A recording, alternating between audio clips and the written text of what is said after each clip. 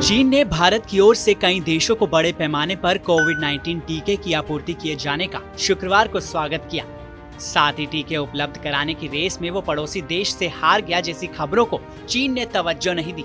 चीन के विदेश मंत्रालय के प्रवक्ता वांग वेनबिन ने प्रेस कॉन्फ्रेंस में कहा कि हम इसका स्वागत करते हैं और ये उम्मीद करते हैं कि और ज्यादा संख्या में देश महामारी से निपटने की वैश्विक कवायद में मदद करने के लिए विश्व को टीके की आपूर्ति करेंगे।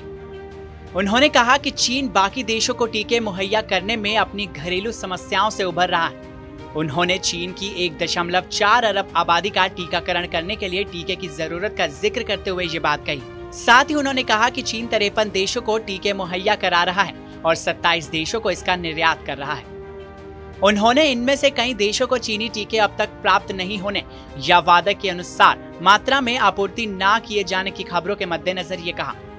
चीन ने संयुक्त राष्ट्र समर्थित कोवैक्स पहल को 1 करोड़ टीके उपलब्ध कराने का वादा किया है, लेकिन कोवैक्स के लिए टीकों की प्रथम आपूर्ति भारत के सीरम इंस्टीट्यूट से की गई थी, जो घाना के लिए थी।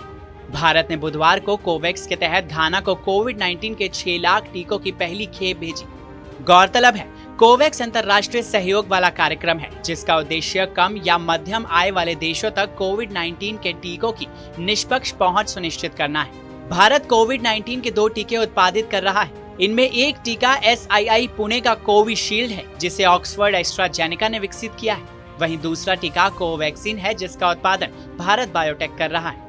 आगामी हफ्तों में कोवैक्सीन को विश्व स्वास्थ्य संगठन की मंजूरी मिल जाने पर भारत द्वारा अपनी टीका कूटनीति में तेजी लाने की उम्मीद है। चीन की टीका कूटनीति पर टिप्पणी करते हुए अमेरिकी think tank council on foreign relations के वैश्विक स्वास्थ्य विशेषज्ञ ने कहा कि कोविड-19 के प्रसार को अपनी सीमाओं तक नियंत्रित करने में काफी हद तक चीन को मिली सफलता ने टीकाकरण के लिए उसकी जरूरत को हाल के समय तक घटा दिया था। बहरहाल, इन दिनों भारत के लिए चीन के सुर कुछ बदले से दिखाई दे रहे हैं। अब ये ड्रैगन की नई चाल है या फिर कुछ और, ये तो वक्त ही बताएगा। फिलहाल इस खबर में इतना ही। बाकी देश और दुनिया की तमाम बड़ी खबरों के लिए सब्सक्राइब करें TV9 भारतवर्ष।